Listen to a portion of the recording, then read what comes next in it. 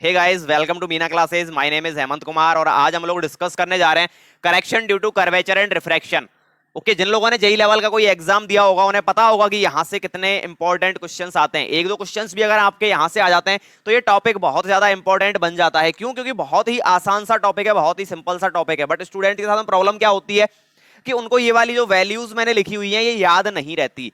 ठीक है, एग्जाम के टाइम पर कंफ्यूजन आ जाता है कि कौन सी वाली वैल्यू हमें करेक्टली लेनी है। तो इसके लिए आपके पास एक तरीका है कि सीसी, ये होता है आपका correction due to curvature. Curvature की वजह से जो आपका करेक्शन आ जाता हो वो, तो इसका वैल्यू होता है 0.0785 डी स्क्वायर।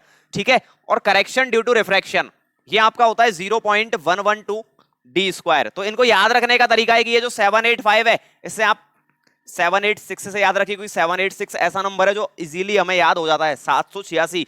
ठीक है, तो ये जो नंबर है वो आसानी से हमें याद हो जाता है। तो 786 और 785 दोनों एक दूसरे के अप्रॉक्स होते हैं, कोई ज्यादा डिफरेंस हमारे आंसर में नहीं आता। अब अगर बात करें सीआर को याद रखने की, करेक्शन ड्यू टू रिफ्रैक्शन को, तो इसको आप लोग याद रख सकते हो 111 से। 112 होता है लेकिन 111 से, तो ये भी भाई एक आसान सी चीज है, इसको भी आप याद रख सकते हो कि ये भी अच्छा नंबर माना जाता है।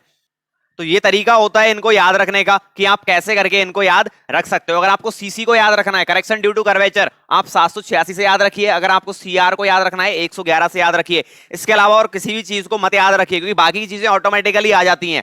ठीक है, जैसे सीसी जो है आपका ये हमेशा नेगेटिव लिया जाता है। Correction due to curvature is always negative and correction due to refraction is always positive. Clear? अब आपका कंबाइंड करेक्शन पे आ जाते हैं। कंबाइंड मतलब जिसमें इन दोनों का कॉम्बिनेशन हो, किसका? सीसी का और सीआर का। सीसी तो हमें पता है correction due to curvature always negative, तो इसको यहां पर नेगेटिव में ले लेते हैं, इसको पॉजिटिव में। अब अगर सीसी की बात करें तो इनके बीच में यहां से रिलेशन निकल के आता है। कौन सी वाली बात से?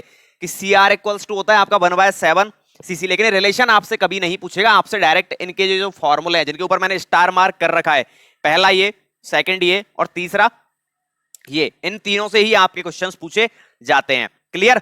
तो इनको याद रखने का तरीका है आपका, सीसी को 786 से याद रखिए, सीआर को आप रखिए 111 से याद। अब आपको पता है कि ये है नेगेटिव का, ये है पॉजिटिव का, तो इन दोनों को जब ऐड करोगे तो कितनी वैल्यू निकल के आएगी?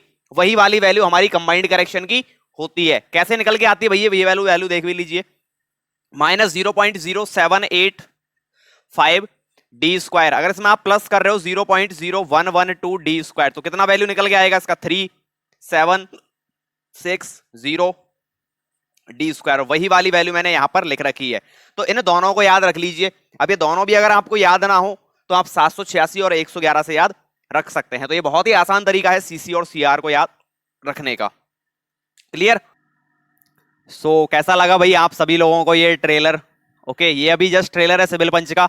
ऐसे ही शॉर्ट वीडियोस, 5 मिनट के वीडियोस आप लोगों को कंटिन्यूसली मिलना स्टार्ट हो जाएंगे आपके हर एक टॉपिक के। और बाकी आप लोग कमेंट सेक्शन में बता सकते हैं कि किस तरह का आपको ये फॉर्मेट हमारा लगा, जो नया तरीका है, एक नई चीज आप लोगों के लिए लेकर के आए हैं, ये कैसी आप लोगों को लगी, ये बात आप कमेंट सेक्शन में बता सकते हैं। इसके अलावा अगर आपने चैनल को सब्सक्राइब नहीं किया है तो सब्सक्राइब कर लीजिए। बाकी ऐसे ही टॉपिक्स के साथ में हम लोगों की मुलाकात होती रहेगी। तब तक के लिए शुक्रिया, आदाब, थैंक यू।